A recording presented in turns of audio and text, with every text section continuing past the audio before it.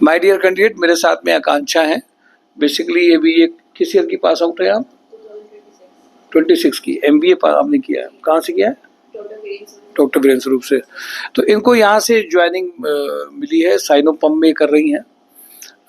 इनको यहाँ से ट्रेनिंग भी एक मिली, इन्होंने सेशंस पूरे लिए और इनके साथ पहला दूसरा इंटरव्यू है ना, सेकंड इंटरव्यू में इनकी ज्वाइनिंग मिली। शुरुआती दौर पे तो ऐसा लग रहा था कि थोड़ा सा टाइम लगेगा सीखने में करने में, बट इनका एक प्रोफाइल कम टाइम में बन गया, तो ये भी अपना वहाँ पे इम्पैक्ट डाल पाई, बहुत सारे एक्सपीरियंसेस से यहाँ से सीख पाई और इनकी एक ज्वाइनिंग मिली। एक प्रोफेशनल कोर्स करने के बाद में ऑब्जेक्टिव ये होता है कि ROI उससे मिलना स्टार्ट हो जाए, ज्वाइनिंग आ जाए और जिस प्रोफाइल में चाह रहे हो। फीमेल के लिए कानपुर में अगर ऑफिस बेस्ड ज्वाइनिंग है तो वो अपने आप में एक एडवांटेज रहती है, और प्रोफाइल्स अगर सेल्स की हैं तो डायरेक्टली वो प्रोफाइल मिलती नहीं है। तो जो ये प्रोफाइल चाह रही थी, एटलीस्ट इनका शुरुआत और स्टार्ट उस तरीके से हो गया जैसा एक इमेजिन किया जाता है।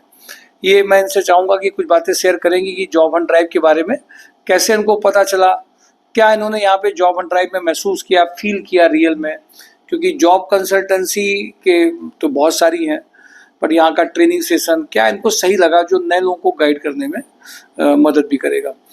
इनका सिलेक्शन के बाद में जो फ्रेंड सर्किल में बात पता चलती है वो लोग भी अपनी ओर से अप्रोच करते हैं, पर इनका पर्सनल एक्सपीरियंस क्या रहा, ये शेयरिंग आपको मदद करेगा डिसाइड करने में कि हमें हमारे लिए क्या सही है। Akanksha. Thank you sir. Sir, ये जो जॉब हंट का है ये मुझे इंस्टाग्राम और यूट्यूब से पता चला। मेरी फ्रेंड रितिका है, उसने मुझे बताया था इसके बारे में। यहाँ पे सबसे अच्छी चीज़ ये है कि अदर कंसल्टेंसीज़ में ये है कि वो आपको एक बार कॉल करेंगे, आप वहाँ पे जाएंगे, फिर वो आपको बताएं कि ना बताएं, कुछ इन्फॉर्मेशन उसके रिगार्डिंग दें या फिर फ्रॉड निकल जाए, कुछ ऐसा, मतलब वहाँ पे ऐसा होता है। बट यहाँ पे ये है कि आप यहाँ पे आओगे, आपको सारी चीज़ें, इंटरव्यूज़, आपको ट्रायल्स, आपको सेशंस प्रोवाइड होंगे, आपको ट्रेन किया जाएगा कैसे क्या है, सब चीज़ पहले से बताई जाएंगी। अगर आपका नहीं क्लियर होता है बाय द वे किसी भी इंटरव्यू में, तो ट्रायल आप नहीं दे पाते हैं वहाँ पे। तो यहाँ पे ऐसा नहीं है कि सिर्फ एक अपॉर्चुनिटी या 2 अपॉर्चुनिटी उसके बाद आपको नहीं मिलेंगी, बट अनलिमिटेड अपॉर्चुनिटीज़ हैं। आप अपना ट्रायल दीजिए, अपना इंटरव्यू दीजिए, सेलेक्ट होते हैं, it's well and good. Otherwise आप फिर से ट्राई करिए। यहाँ पे सेशंस हैं, सर हैं, वो मोटिवेट करते रहते हैं हमें, हर क्लास में आके वो मोटिवेट करते हैं कि ऐसा है वैसा है, सारी चीज़ें हैं।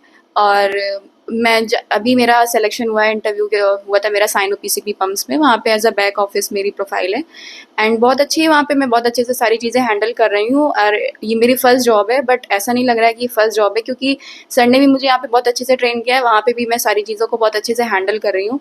So it is a best opportunity. मैं धीरे धीरे करके यहीं से आगे बढ़ जाऊँगी, क्या पता है एक टाइम पर मैं एज अ मैनेजर भी बन जाऊँ। सो इट्स अच्छा, ये बताइए जो सेशन आप ले रहे थे शुरुआत में, तो मुझे कुछ ऐसा मेमोरी में है कि सेशन लंबे होते थे शुरुआत में। जी जी जी जी जी जी होता था, क्योंकि ऐसे 11 बजे से सेशन शुरू हो जाते थे, वो 4 बजे तक चलते थे, 4:30 तक कभी हो जाए, लेंदी हो जाता था।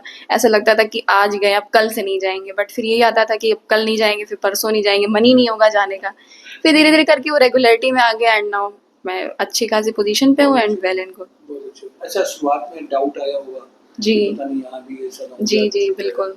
पता नहीं हो कि ना हो, ऐसा ना हो पूरा पैसा चला गया जो जमा गया, ऐसा फीलिंग आया? हाँ, अब जैसे अदर कंसल्टेंसीज़ में भी यही सेम चीज़ें होती, तो ऐसा लगा कि शायद भी यहाँ पे भी हो सकता है ऐसा। रजिस्ट्रेशन कराओ पहले, उसके बाद फिर अगर सेशन लेना है तो पहले थोड़ी सी फीस सबमिट करो, फिर उसके बाद फिर जॉब लग जाए तो बाकी का जो भी है, जो अभी आपका तो मतलब डाउट में अपने आप को बात डाउट कम हुई। जी जी, जैसे जैसे सेशंस में सारी चीज़ें क्लियर हो गई and now it's good. Okay, thank you sir.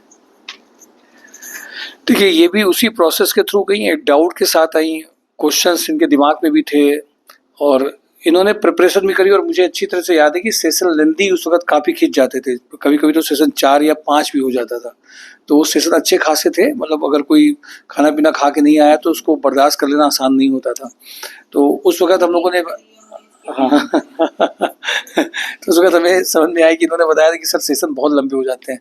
वो कुछ टाइम ऐसा था, तो उनकी फीडबैक से हम लोगों ने सेशन को सुधार भी किया कि सेशन थोड़ा सा कम हो, थोड़ा सा ईजी लेवल पे हो, एकदम टफ लेवल पे नहीं जाएं।